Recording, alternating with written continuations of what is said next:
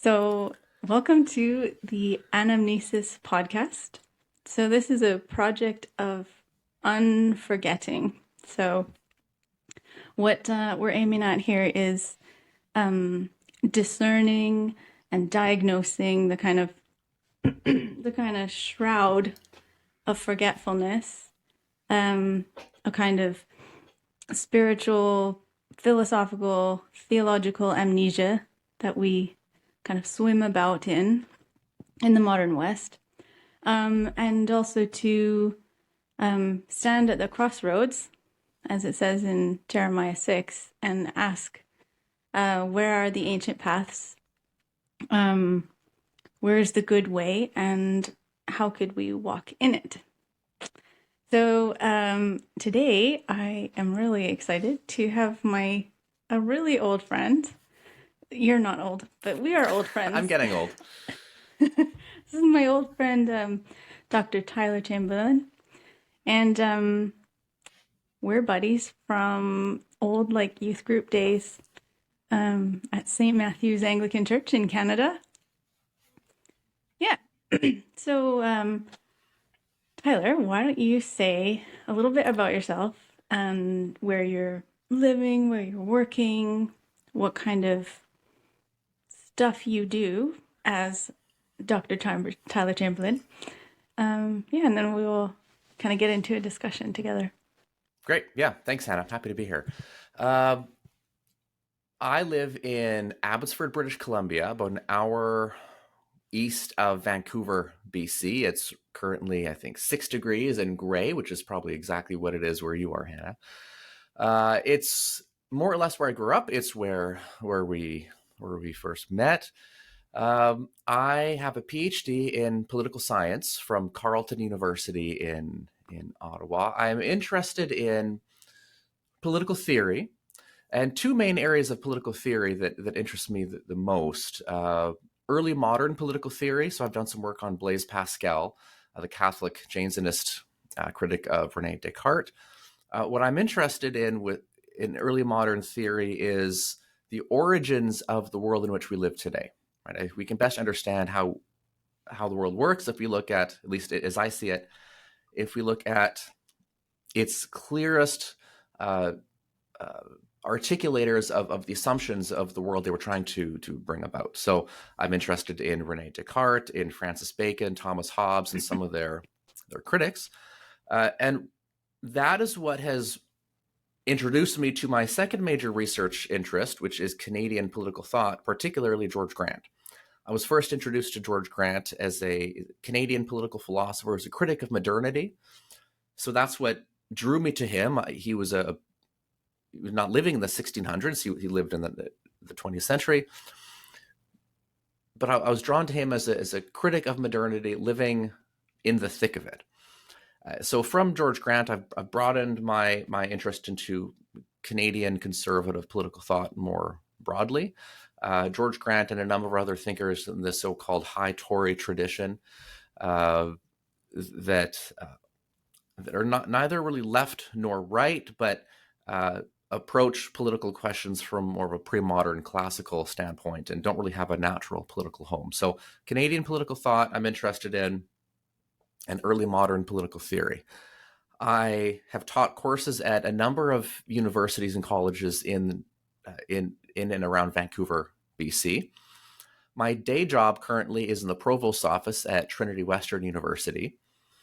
I work on program reviews and quality assurance and things like that. But it still gives me a bit of chance to teach a few courses a year in the areas of religious studies, philosophy, political science. Not as much political theory teaching as one might hope, but I tend to have a fairly interdisciplinary teaching portfolio, as did Grant, interestingly. He was trained as a theologian and ran a Department of Religious Studies at McMaster University in Canada, but all of his books were political philosophy. So I would like to think I'm following in Grant's footsteps, although probably failing to live up to his life and work. But so that's generally who I am and what I do and where I live and what I'm interested in.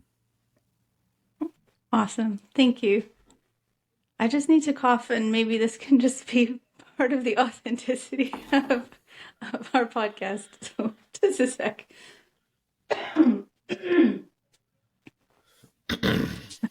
Yeah, you too. Yeah. It's winter. It's winter. I've got kids in school and daycare. We're always sick. Yeah. Okay. So, we had thought together, when I had sort of proposed this anamnesis idea to you. I'm sensitive and sympathetic to the kind of articulating of modernity and the sort of looking back for things we may have lost that we may actually need to help us understand the world we live in or understand the nature of a human person, where we're going and why, and in the church, kind of certain tools of thought that are sort of sorely needed as the church in the West, in North America, in England, where I live. We're sort of standing bereft of certain kind of strengths of thought that we perhaps didn't realize we needed as badly as we do. So we talked about looking at some of the diagnosis of modernity that you can find in George Grant. So Tyler very kindly suggested that we think about an essay that he wrote. So maybe you can introduce that, because it's sort of like a jumping off point into the questions that we're interested in about what is the state of the world that we live in, and also can we think another way. But it's also a jumping off point into some more of the resources that we can actually find in thinkers like Grant. So would you like to just talk a bit about what text we're jumping around with and exploring together? Yeah, sure. Okay. So, well, when you were explaining the idea of anamnesis and remembering, a thought jumped into my head from Grant. Is a phrase he uses, intimations of deprival. So I was thinking of an essay called A Platitude. It was published in 1969, when Grant published a series of essays called Technology and Empire. It closes with a strange essay. It's more of almost like an epilogue, where he gathers his thoughts. He doesn't really talk about anything particular. He just it's a meditation of sorts on life in modernity for those who are not beholden to some of the dominant modern assumptions. What do we do? So the essay is called A Platitude. It's, I don't know, maybe 7 or 8 pages. It's not very long. And I would love to just read the whole thing, but that would be not really ideal podcast content. But if we think of, I guess, the term intimations of deprival, 2 assumptions there. I think one is deprival, right? Living in the modern age, we've been deprived of something fundamental. So we can get into what he means by the modern age and what it is that has deprived us, or what it has deprived us of. A formulation he returns to in, I think, all of his published books. The major distinction between the modern and pre-modern periods is the pre-modern period, the dominant ontology, if he doesn't really use that terminology very much, but the dominant ontology is that there is an objective moral framework by which we are measured and defined. Plato called it the good. He's a Christian, so he refers to God in this context. And for Grant, Plato's good is God, essentially. He uses the terms almost coterminously.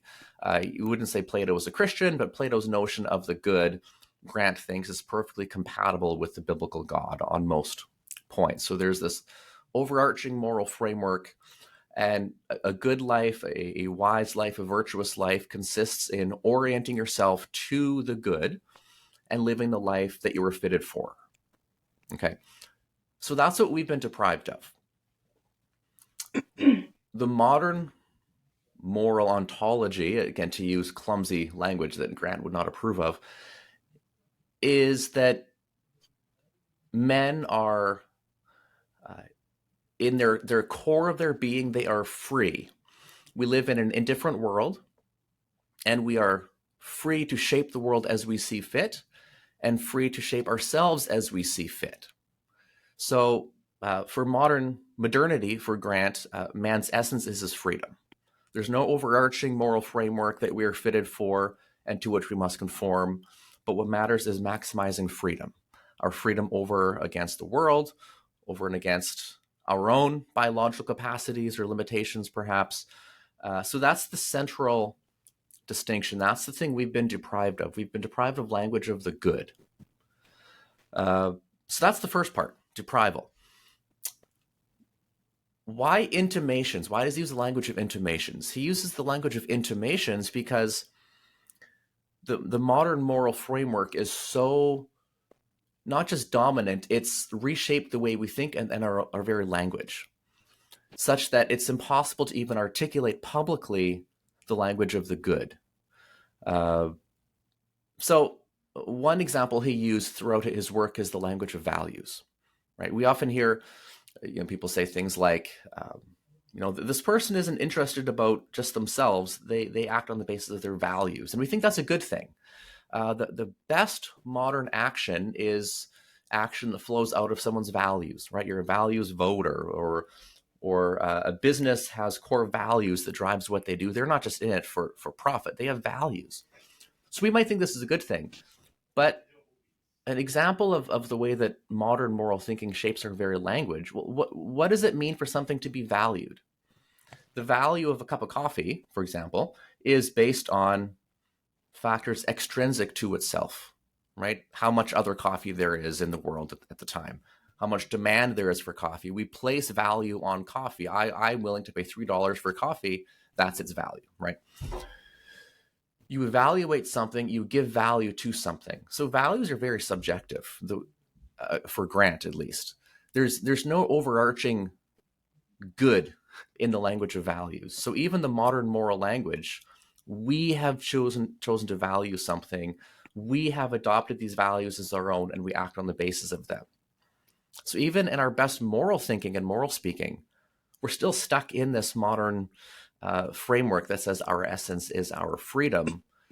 So I know I'm going on and on here, but if this is modernity, this is what we've been deprived of, fundamental language of the good, and we don't really have a way to speak of the good, maybe even to ourselves, but certainly not in a way that will be accepted publicly.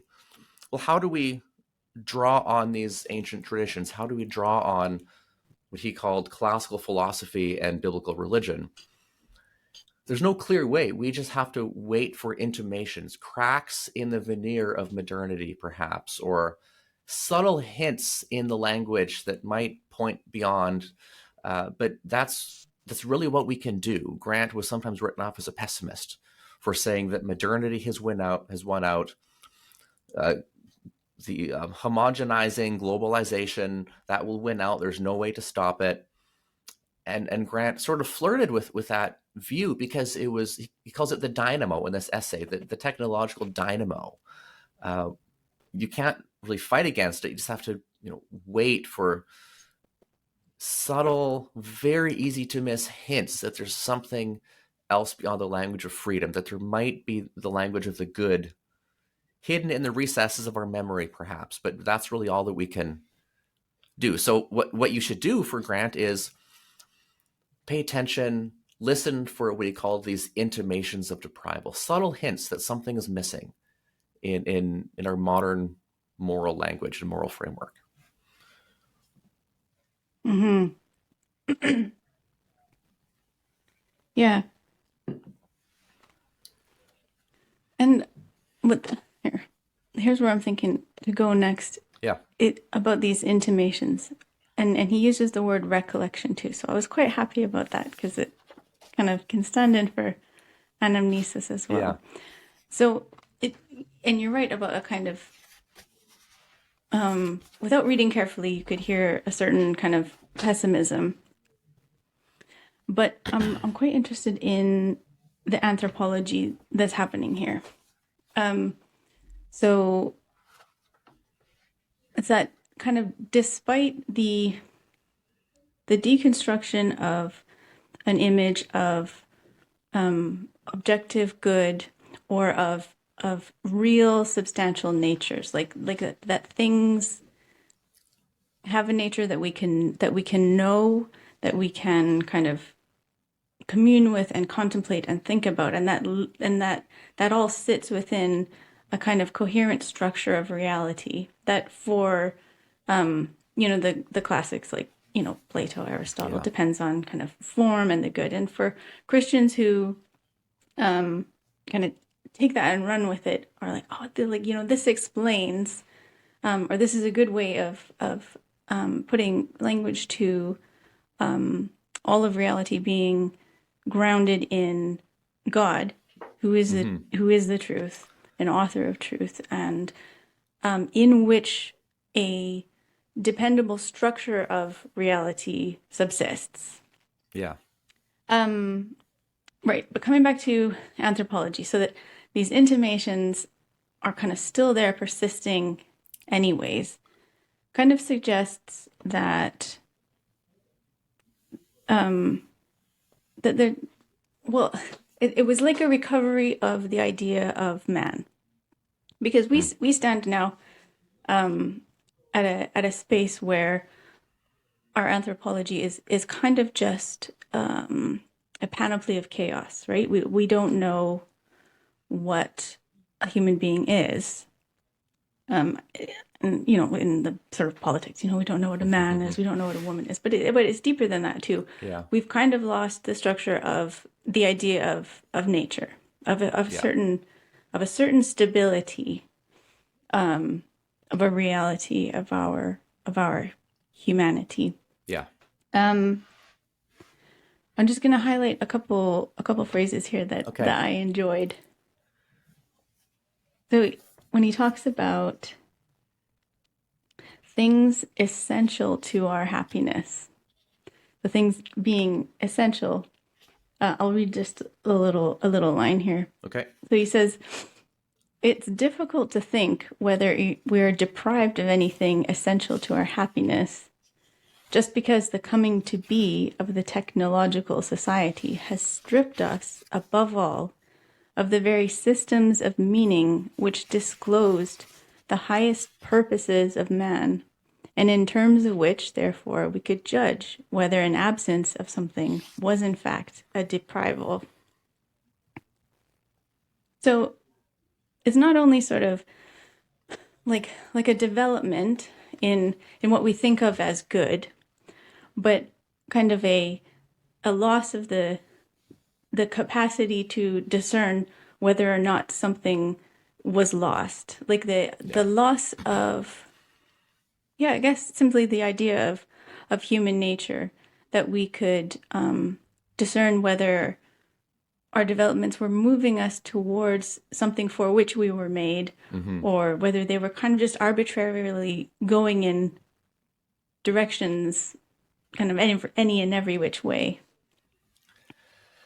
Yeah, well, that's the fundamental problem with, at least for Grant, freedom as being kind of the end all and be all. Freedom for what purpose, right? And the issue for Grant is we've lost this language of deciding what is a good and bad use of our freedom, and so freedom is the standard. Then even to suppose that any other overarching system of good should limit our freedom is completely written off, simply because it limits our freedom. So, yeah, it's not just, and I think you put it well. We haven't replaced one system of meaning with another. We don't have a system of meaning, in the sense that we pay any attention to what good is, except just the fairly superficial idea that freedom is a good, and I suppose that's fair enough. But we don't really, Grant would say, we don't really place freedom under any notion of the good when push comes to shove.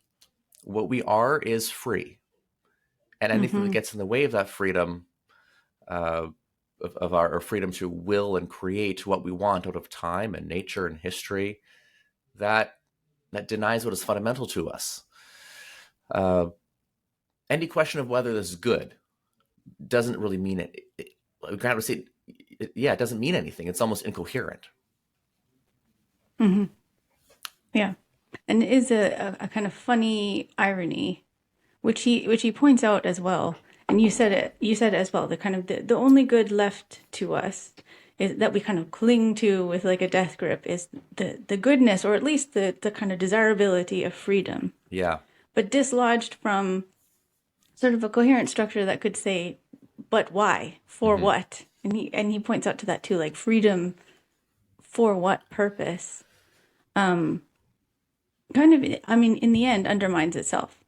So it Yeah. removes an idea of objective good, truth, goodness, and beauty, but it also kind of deconstructs the playing field in which freedom could be good in any case. Yeah. Yeah. So in the book, immediately after this, a set of lectures on the Canadian Broadcasting Corporation, Time is History, he kind of picks up where he left off in A Platitude and interprets Friedrich Nietzsche, as the best reader and interpreter of modernity. And for Nietzsche, what we are, what the whole world is will to power. So this free desiring and willing to create the world into whatever we want it to be, Grant thinks Nietzsche is correct that this is simply power over nature, power over history to make history move in directions we want it to go. So the language of good is absent from Nietzsche, right? It's power. When push comes to shove, it's about our power over nature, our power over ourselves. So language of good is completely absent, except maybe superficially to make us feel better about what we're doing. But there's no real sense in which we're motivated by a sense of the good. It's this will to power. Mm-hmm. And with Nietzsche, some people read him in this kind of like triumphant and proud, victorious stance. But I think you can let me know because you know Grant better than me. But I think that I think that Grant knows that Nietzsche, it's got this kind of proud, victorious tone, but there is like this undercurrent of mourning almost, with the kind of, thus spake Zarathustra, God is dead and we have killed him, and the decaying corpse of God. So yeah, there's this kind of conquest spirit, but also a kind of just a clear prophetic spirit saying you don't actually know what you've killed.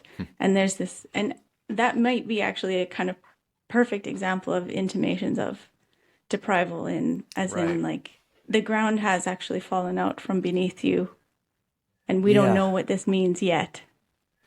Yeah. So there's a quote from line in Thus Spoke Zarathustra that Grant quotes at least 2 or 3 times in his writings. Zarathustra, I forget the context of when he says this, but he says something to the effect of, all men are equal before God, but now that God has died. So the implication being human equality, there's no more foundation for human equality. So Grant, so he reads Nietzsche as correctly diagnosing what modernity is really about. Right? Grant doesn't think that it's about free and equal human beings living in a Lockean liberal democracy forever and ever. He doesn't think it's about the Hegelian end of history where all men will be free and equal. At least late in his career, early in his career, he kind of sided with Hegel's account of modernity, that it would lead to freedom and equality for everybody. But later in his career, he was drawn to Nietzsche's account which is that beneath this language of human inequality, there's a process of, well, killing God, to maybe put it simply, that undermines the foundation for freedom and equality, for political, at least political equality, maybe I should specify. And he sees this in Nietzsche. So he thinks Nietzsche is someone we should reckon with because he tells us what modernity is really about. Mm. He then will turn around and say Nietzsche's embrace of a post-God transvaluation of morals leading towards, master morality as opposed to Christian slave morality that treated everybody equally. Grant thinks when Nietzsche goes there, he's a teacher of evil. And in one of his short essays, he says we should teach Nietzsche to everybody, but we should teach him with the recognition that he's a teacher of evil. So there's this double reading of Nietzsche, that Nietzsche is a good diagnostician of modernity, and that's where the good in Nietzsche stops, maybe for Grant. When Nietzsche embraces the possibilities for master morality and a not only pre-modern but a pre-Socratic notion of strength and virtue and aristocracy, that's where he goes wrong. That's where we should be wary. But he understands what has been lost with the death of God. Maybe that's one way to put it. Mm. And that this is like kind of man's chance to take upon ourselves those powers, and not just like politically and socially, as we observe in the 20th century and today, but also kind of conceptually. Yeah. So I was thinking, well, reading this essay, because when's he writing this again? This book was published in 1969. Okay. When's the moon landing? Is that 1969?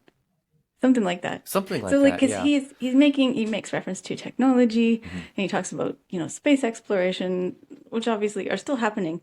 But it occurred to me that the essay still stands perfectly well. Yeah. I think so. But the frontiers that we are sort of having this kind of conquest over are more kind of philosophical frontiers or anthropological frontiers about the capacity to define and kind of unendingly explode the potentialities of what a human person is or could be. So in a kind of maybe a more imminent and scientific free-for-all that he's watching happening and seeing its implications on the horizon, I feel like now we have turned inward, and that same kind of the exploration of domination and the exercise of the power of God to write and to undergird a structure of reality. Now we're in that playground now, in my estimation. Yeah. Well, and you can see hints of this all the way throughout modern philosophy. It's not just Nietzsche that brings this out, but Rene Descartes, for example, what we fundamentally are is a thinking mental substance. We have a body, but it's not really who we are. So this material world that we live in simply exists to be molded and shaped by thinking substance, by our, Descartes doesn't call it our wills, but ultimately the will to shape an indifferent material world around us. Nietzsche is clearest on that, but we can see, traces of this all throughout modern thought. Or there's human nature, right? So when was it that the human genome was decoded? Was that the 90s, early 2000s? I have no idea. Yeah, I've only studied the early church. Ask me about the 4th century. Okay. I could probably tell you. Yeah. Ask me about today. It's after the 4th century they decoded the human genome. Okay.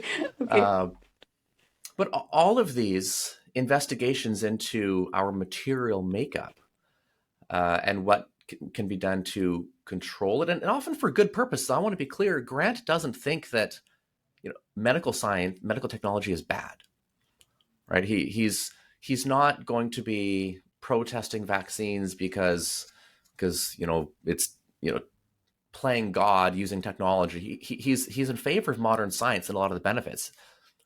But, and here's the tension that I don't know if he ever really resolved fully, to get these benefits, we have to adopt an attitude towards the natural world where we are to quote Descartes again, the masters and possessors of nature. An indifferent world, he calls it in this essay. We stand over against it. It is objective stuff waiting for us to impose our wills on it.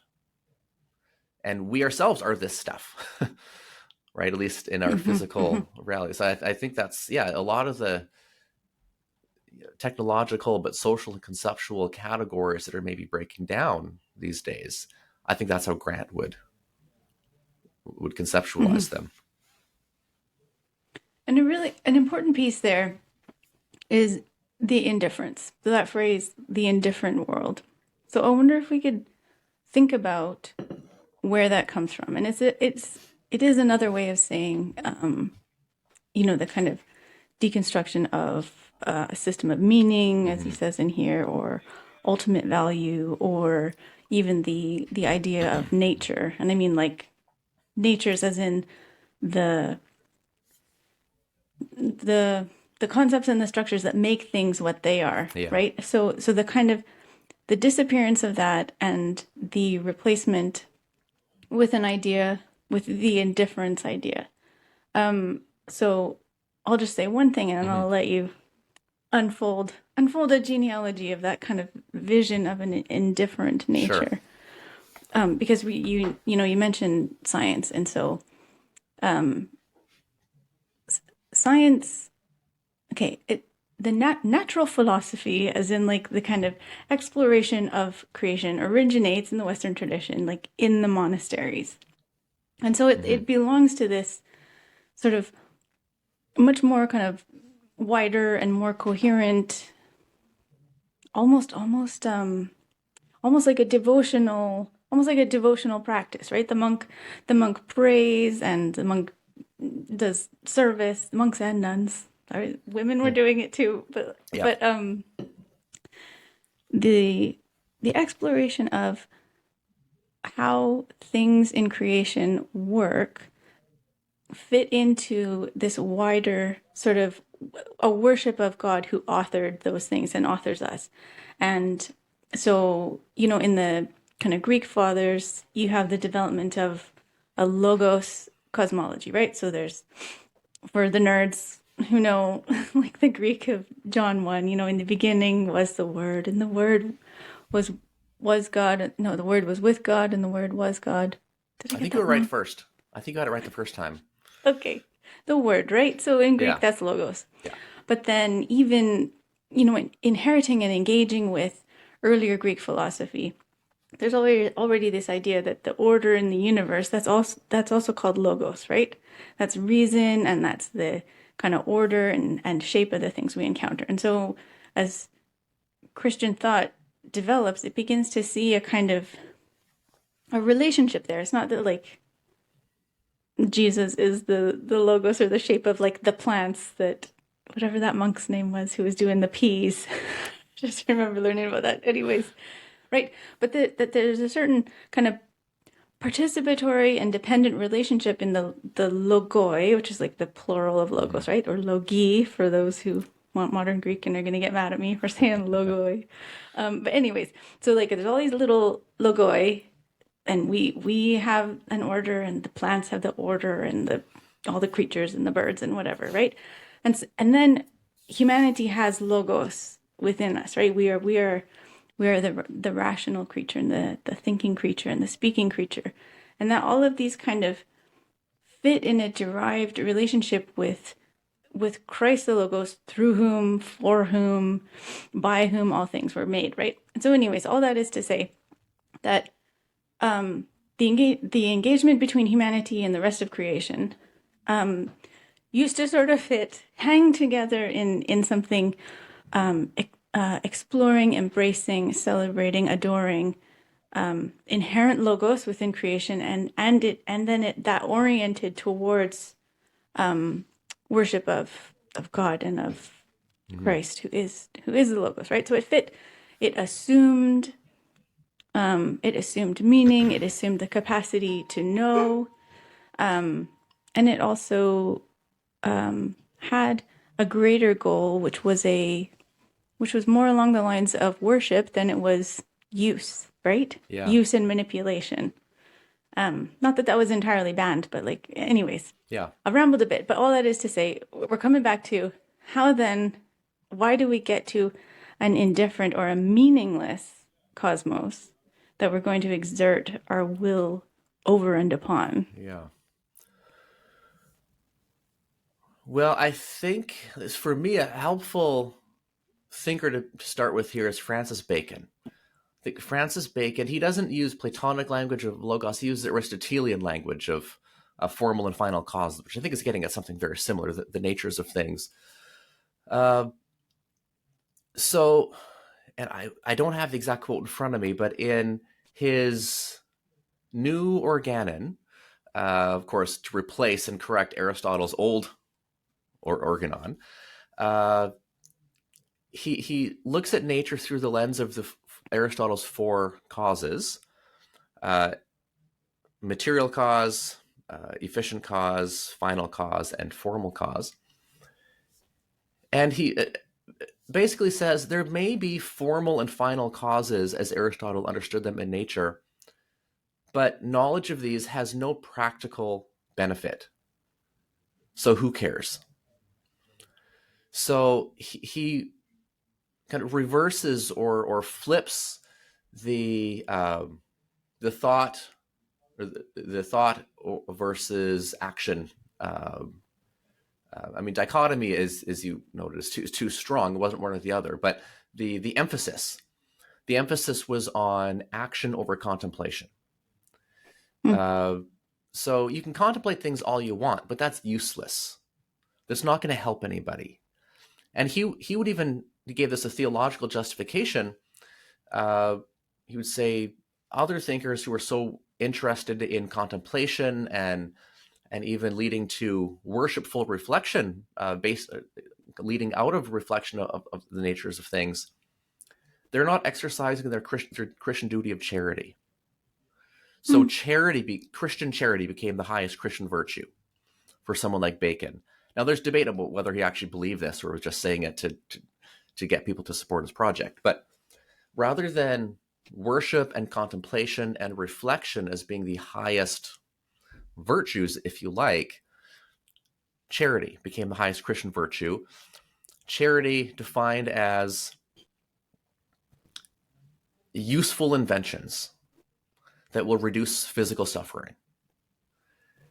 So, does knowledge of the formal cause of something, of the innate nature of something, does that really help us produce better medicines? No. What does help us produce better medicines or labor-saving devices or so on? Well, knowledge of efficient causes, essentially. What we would call cause and effect, right, in our modern scientific frame. X causes Y, Y is caused by X. If we have a perfect knowledge of what brings about certain combinations of matter that we deem useful, that's the knowledge we should pursue. So it's based on this inversion of the action versus contemplation dichotomy. For the purpose of Christian charity, to only focus on, or really for the sake of argument, assume that nature is indifferent, inert stuff. Leave it to the theologians and the monks to do all that other, to reflect on things and contemplate their natures. But we natural philosophers or natural scientists who want to be better Christians by actually exercising Christian charity, we will treat nature as matter to be molded and shaped and influenced according to ends that we desire, that we will, to tie this into Grant. So that was, I think, the fundamental move. And we see this most clearly in Francis Bacon, Rene Descartes a little bit, but I think Bacon is clearer on this. So there's never as far as I can tell, a sustained argument against the existence of fundamental natures of things or formal or final causality. Just a They're just not recognition that particularly useful to yeah, us. it's not useful. Yeah. Hmm. Hmm. Interesting. Yeah. I think though it one can't help just to argue back at Bacon that like if we're sort of skipping over the philosophizing, Mm-hmm. it is happening nevertheless, Yeah. right? Because the projects we would exert upon nature will have some kind of implied vision of the good that we haven't articulated and that we haven't examined. Yeah. Yeah, I think so. Bacon probably believed that there were no Aristotelian formal or final causes. He just didn't really argue for it. Part of that might just be his a rhetorical choice, right? Why focus on these debates with scholastics when I can rhetorically defer to them and say, yes, you're probably right. I'm just trying to do something different with my project. So part of it was Mm-hmm. rhetorical. And I think he probably could have foreseen the effect of this, that followers of Bacon, modern natural scientists, many of them are in practice empiricists and no longer believe in Aristotle's four causes. So what Bacon might have been articulating for practical or rhetorical purposes has generally been accepted by most people anyway. We don't think like Aristotelians, take our Aristotle cap off, put our Bacon hat on, and do modern science. We all think like materialists, or at least predominantly, we think like materialists already anyway. So that's probably, I would say that's what Bacon was hoping would happen. He just didn't want to waste his time arguing for it if he could just kind of sidestep it and just switch the emphasis. At least that's my read of Bacon. So did this answer your question, or did I go off on a rabbit trail? What was your question again? Oh, it was how do we get to the indifferent Okay, cosmos? right. Well, I think how Bacon wanted us to view the world is potential energy that can be redirected for ends that we choose. Right? Nature, left to itself, is out to get us. Mm. Nature left to itself will make us sick. It will make us hungry, will cause famine, natural disasters. Nature has no interest in how human beings fare in this life, uh, which is why we need to make nature work for us. Using this technological approach, thinking of each thing as simply inert stuff with which we can do what we want. So nature is no longer, as it was for Plato or Aristotle, the source of moral guidance. It's no longer, the sun is the most natural, or the good, but in Plato's allegory of the cave, what is most is the sun. I mean, it's beyond being, so to say it is, but that is the most fundamental thing that there is, in a certain sense. So nature flows out of the good, or flows out of the sun in Plato's allegory of the cave. So nature is, I would say for Plato, beneficent. Nature is, and not just the physical world, but our nature is what we are fitted for. If we align ourselves with what we are fitted for, if we live according to nature, then we will live a happy life. Happy and, maybe not just free of suffering and so on, but we will live the best life. But there's no sense in which nature offers any guidance or comfort or beneficence for Bacon. Nature is simply the scary world out there that's going to do us in one day unless we do something about it. Yeah.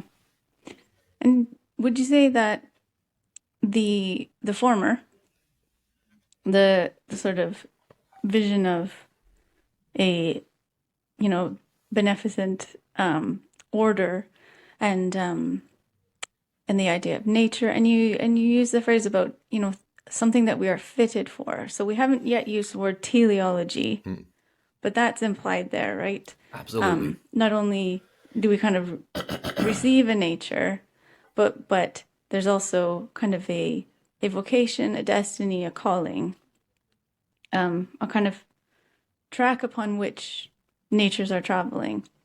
So is that some of the things that, coming back to Grant, that he's saying that we sense the absence or the kind of the loss of these things in our structures of thought, which we don't really encounter the structures of thought. We encounter the products of the structures of thought, right? So in our kind of everyday lives, or what people will see on the news, what they'll see in social media, in the context wherever they're kind of living, there will be kind of an intuiting of that vision of reality being lost. At least he hopes. Yeah, ideally there would be. So I was thinking, what are these intimations? How can we notice this absence, or what can bring it to mind? And he doesn't fully say, but one of the things that he thinks is important is recollecting or remembering a tradition. And he doesn't, again, frustratingly, I don't think he has thought this out fully. He doesn't know the answer, so he doesn't really go into any more depth. But in another work, At the End of Time is History, which I mentioned a little while ago, he talks about a friend of his who was near death and said, I cannot accept Nietzsche's account of mankind as will in an indifferent world, forcing our will upon it. And Grant thinks that the only way his friend could have thought that is because he was lucky enough to have been raised within a tradition. I think he's appealing to or he's referring to a theological tradition, a religious tradition. Maybe, religious traditions, some of them at least, have within them latent memories of the good, or of a transcendent moral order, that even if we can't fully articulate it, we know something is missing with a modern account. There's a few others, that potential intimations that he suggests, but that's the one that he spends the most time on in Time is History. And he recognizes this is maybe a matter of fate. Not everyone was lucky enough to have been raised, have had a tradition passed on to them. Many people have not. So I don't know if that fully answered the question, but what you said reminded me of that passage in Time is History. And so, because it seems in A Platitude that those intimations would be indigenous to the human person, regardless of culture. But what you've said, and I think this is not a either or case, but that those intimations then can have a kind of beneficial provenance of sort of guarding and articulating and passing on via a tradition. So I think that that those would both stand. Yeah. That maybe somebody who was sort of truly and deeply, generations deep, steeped in a certain kind of nihilism would be at a great disadvantage. But I wonder, do you think that Grant would hope or suppose that somewhere deep down there was this kind of persistent longing, or like a whisper for a kind of an ordered and a meaningful universe? Yeah. So to my knowledge, he never goes so far as to make a definitive statement like Augustine's, our hearts are restless until they find their rest in you. I don't think that there's anything for Grant that inevitably or universally will draw people towards a vision of the transcendent. But I'm just looking at the let's see, the last few pages of A Platitude here, and I'm trying to find. He is speaking of. I think he's referring to young people protesting the Vietnam War, protesting modernity, or at least modern politics, not because it deprives them of a fundamental sense of the good, but just for some of its kind of internal tensions and contradictions. Is that the And one where he talks about the revolt? Because I think you should just read that about, what was it about? if I can find it, okay, here we go. Yeah, and I don't know if this is it's the one that has the Iron Maiden of an objectified world. Is that what you're thinking of? It's not, and what I'm looking at is different page numbers than what you sent me, so I don't know if you even give me a page number. But let me read to you what I was thinking. Yeah. So, for me, it's on page 141. But whether there are intimations of essential deprival, so he distinguishes between essential deprivals, the kind that we've been talking about, versus simply those that have not reaped the benefits of modernity. So, the sweatshop worker, right? They will have a legitimate criticism of modernity, but that's not what he's talking about here.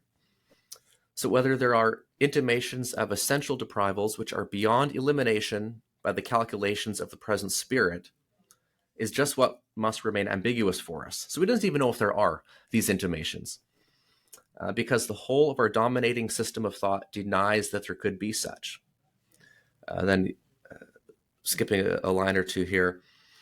Okay, but even among some of those who use the language of sheer freedom, right, so the modern language, as protest, there seems to be heard something different than the words allow.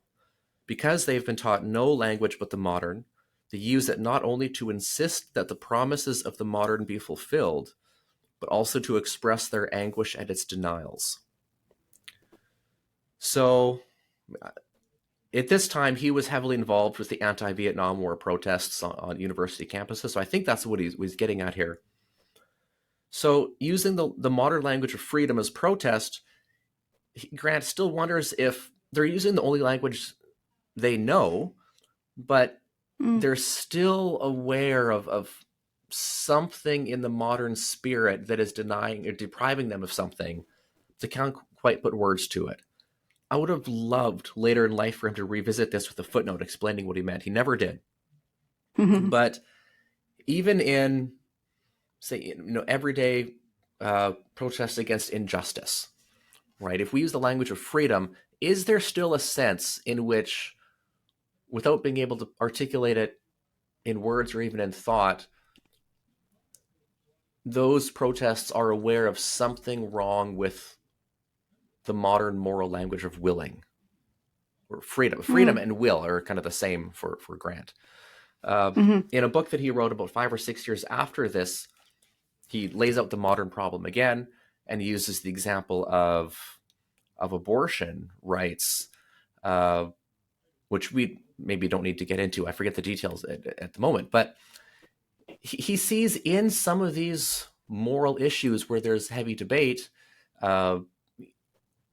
he sees in these issues kind of modernity being exposed for what it is. So it seems like he's suggesting that whether people are aware of Plato or not, or aware of the pre-modern moral framework, they can't help but think, but be confronted with intimations, maybe, that there is something lacking in our modern approach to nature and how we relate to it as human beings. They can't put it into language, so it's almost an unfalsifiable claim that Grant is making, which is, I would have loved him to explain it more, but that's the problem, right? Our language doesn't lend itself to articulating the kinds of things Grant thinks need to be articulated. So are there some uses of the modern moral language that really are getting at something else, something that can't be expressed clearly in this language? So there might be intimations of deprival there. And for Grant, that's precious, right? That's valuable. It should be fostered, should be encouraged, right? Even if we might, if some of the political propositions that we hear in some of these groups might be a little bit, they might come across as immoderate or over the top. If they are attempting to articulate an intimation of essential deprival, then that is the most important thing that we must foster and encourage. Hmm. Yeah. And then, I mean, as you say, he kind of ends with like an exhortation to pay attention. Mm-hmm. And so then what must we do? And should we gather, should we foster an awareness, or keep our eyes open for those, and then do those who can and are able to do that kind of excavation together. Well, here's a turn. Okay. Do you think that the church has a calling in there, or a role in there, in that kind of discerning, So or in Grant's, or recovery, or in Grant's no, view, or just in my own? at all. Yeah. At all. Let's just be honest that we're on board. We're Sure. like, fine, cool, yes, Dr. Grant. Yeah. What do you want me to do? Well, I think Grant, he, if anything, he was frustrated that his church, the entire Western church, was not doing this. But yeah, I think so. I think we need to be careful that the church doesn't only have a social political role. We don't exist as an institution that can remind people of the right moral philosophy.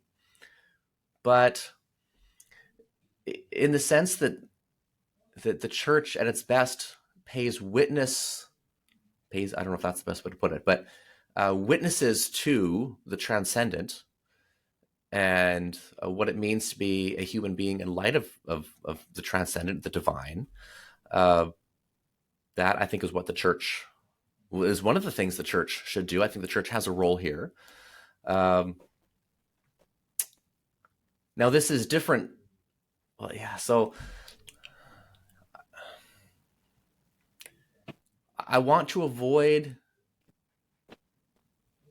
Here's what I want to avoid. I want to avoid saying that the church simply is witnessing or is calling attention to the transcendent and overarching order that defines the meaning of everything in general terms. Because Grant's main concern isn't that we're not Christian in the West or in the world. It's that we have lost any sense, whether you get it from Plato or Aristotle or the Bible or Eastern religions. He's drawn to the study of those later in life.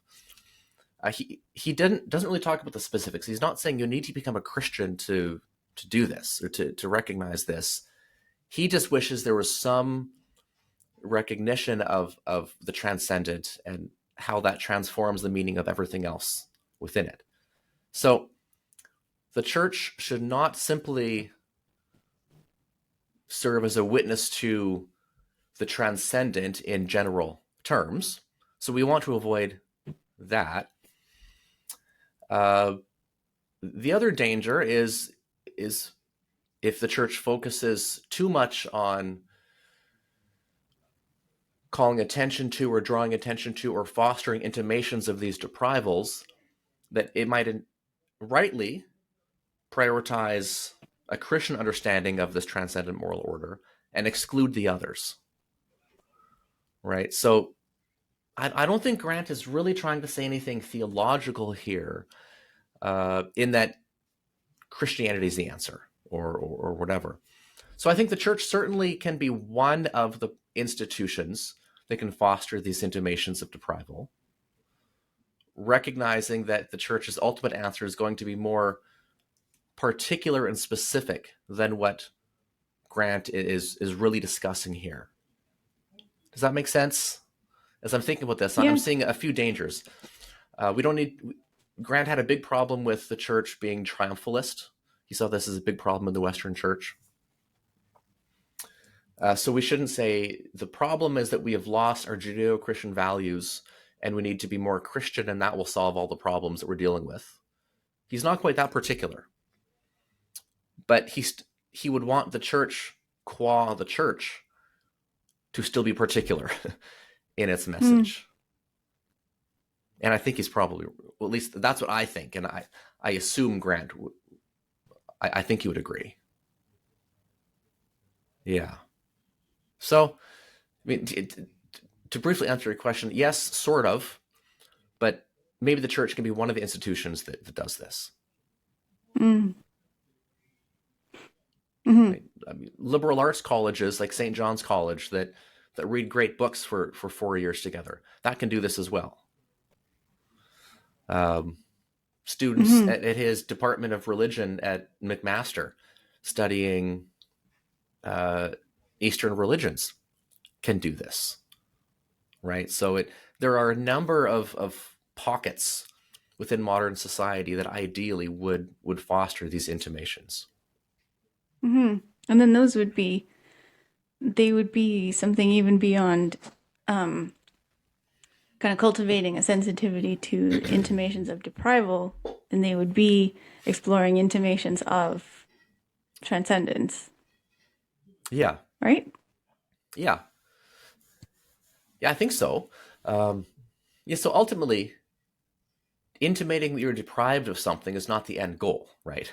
Ultimately, you want to find out what you've been deprived of and see if you can recover that. Yeah.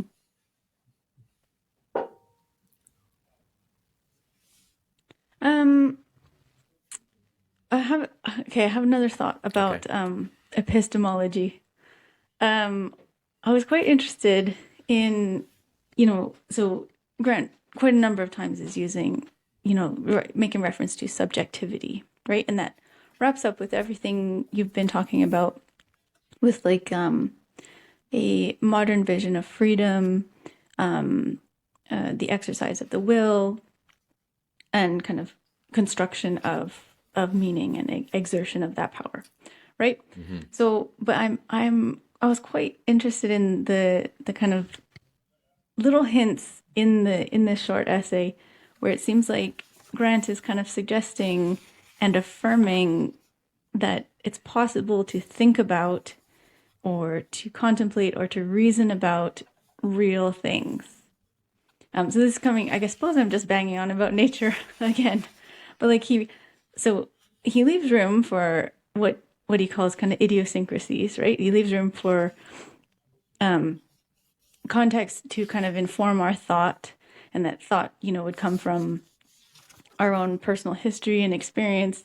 But it seemed to me, you can correct me, but it seemed to me that we're not left with only this kind of cacophonous diversity of atomistic, individual, contingent contexts, right? Like, so that perspective might imagine, say, our conversation together. I would imagine, like, I am a bubble of subjective perspective, informed by, I am a woman, I grew up in Canada, I live in the UK, I have children, I studied these things. And so I would just be kind of this ball of contingencies, and you likewise, as a man, as a Canadian, as a husband, as a Pascal and George Grant and political philosophy scholar, you would be, and even like what we just ate before coming on this call, or whether you've had coffee and I have not yet had my tea. And anyways, we would be these kind of balls of kind of arbitrary forces, and we would, so our conversation would simply be those bubbles kind of bumping into each other or happening to instantiate at this moment in time, right? But that you and I couldn't really, we would really be sort of like talking to ourselves in proximity to each other, right? Whereas on the other hand, it seems that Grant, while making room for the particularity of individuals and the reality and value of subjectivity, that he imagines that together, you and I could discuss something real. And have a certain communion between us and a certain attempted communion with the thing we're thinking about. So we could think about, like, what is a man? Like, what is a human? What is anthropos? Mm-hmm. Together, and we could make some modest and derived and humble headway. Yeah. I enjoyed that because there are certain, contexts, namely academia, because everybody else has better things to do than to worry about like absolute contextual whatever. Anyways, all that is to say, it was heartening because it affirmed that substantial reality is a possibility, and it affirmed that discourse can actually have a relation to truth, Mm-hmm.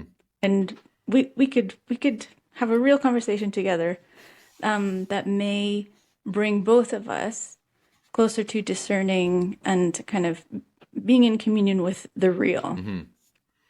What do you think of that? Yeah, well, I interesting that you note that, because I think there's a great passage in this essay.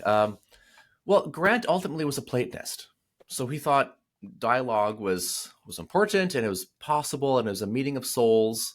He was Socratic enough to recognize that truth, may not be reached during dialogue, but it's not because of particularities of each individual in the modern sense that we might think of it, but simply because truth belongs to God alone. So what I like about Grant on this question is he avoids the simplistic extremes, right? Listen, I'm just going to read a quick sentence here. He says he's talking about how thought must rise above personal particularities to be of any use. He says, I know that my thinking about modern liberalism is touched by certain animus arising from tortured instincts because of the gynarchy in which I came to know that liberalism. So he doesn't pretend that we're not shaped by our backgrounds or class interests or educational background or whatever. But he doesn't end there, right? He says we have to take that and do our best to rise above it. One of the strongest critiques against probably his most well-known book, Lament for a Nation, where he lamented the death of traditional Canada as became subsumed into the American globalizing empire. One of the most powerful critiques of that book was that Grant simply represented the class and social status that was dying away, and that's why he resented this. Mm-hmm. And he pushed back against that really strongly to say, well, no, I've actually given arguments from political philosophy about why this is happening and why I think it's bad. Pay attention to those. So he doesn't think we stand above our interests and our physical nature and whether we're hungry or angry. George Grant was famously grumpy and a bit grouchy, so that probably shaped how he thought about some of these things for sure. But he recognizes that there's also arguments from political philosophy that on which my argument stands or falls. Pay attention to those.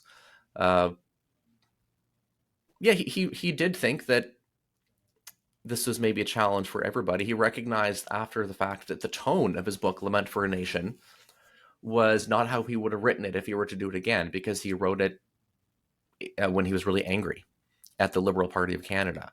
So that he recognized that shaped how he thought and how he wrote, but he still stood by the arguments from political philosophy as being the meaningful thing. Thought is expressed in arguments, and the arguments are strong or weak regardless of the temperament of the person making them, right? So he would make that distinction while still recognizing that we do have this temptation to be carried away by our own idiosyncrasies and arbitrary influences.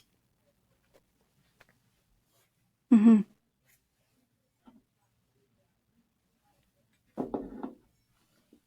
Yeah.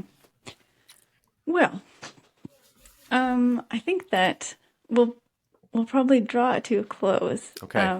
Because we've been talking for over an hour, which is awesome.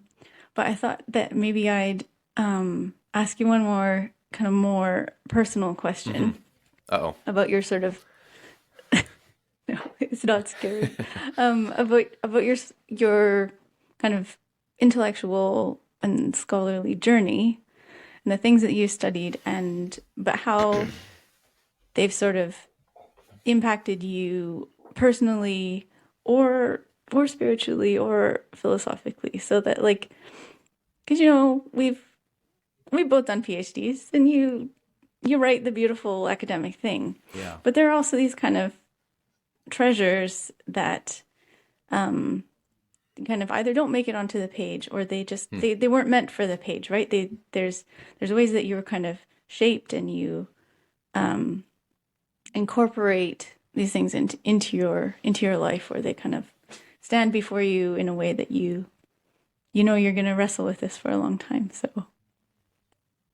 do you want to share anything about your studies and what they've done in your life? Yeah, that is a really good question. And I don't know which came first.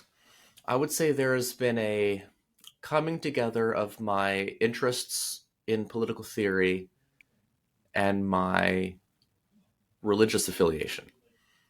So I grew up in an evangelical church. Uh, Evangelicalism is shaped by modernity. Evangelicals are typically wary of the liberal aspect of modernity, but very individualist, uh, very much believers in personal choice, uh, personal choice to be baptized, personal choice to attend or not attend, that kind of thing. So my growing up, my religious assumptions, my religious way of thinking, was shaped by whether I didn't recognize it as such at the time, modernity.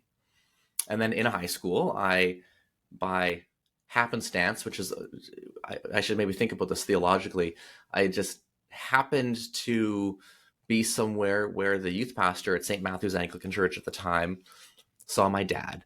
And then I got to know the youth pastor, and then I started attending Anglican church. So that was before I was interested in political theory. But by the time I started thinking about political theory, I'd already had a couple years just dipping my toe into a Christian community with pre-modern roots, with the more collective is maybe not the best word, but with the recognition that there are traditions that predate modernity that influence how we should worship and how we should pray. So by the time I started to study political philosophy, I was maybe more open to pre-modern emphases and themes in the history of thought and history of political thought. So I read John Locke, a classic early modern political thinker, emphasizes freedom and individualism and rights and so on and so forth. But I had already got my feet wet in a pre-modern tradition, with the sense of inheriting something that is greater than just the individual. So I don't know if political philosophy has made me a better Anglican, or being an Anglican made me maybe not better, maybe more likely to be made it more likely for my sympathies to lie with pre-modern thinkers. Uh, so I don't think this really answers the question, but there's been a really interesting uh, coming together of my religious life and my work in political philosophy. And I don't think political philosophy was the causal factor here. I think it might have been the fact that I chanced into Anglicanism when I was in high school. So, yeah. Good. That's awesome. Yeah. Chanced.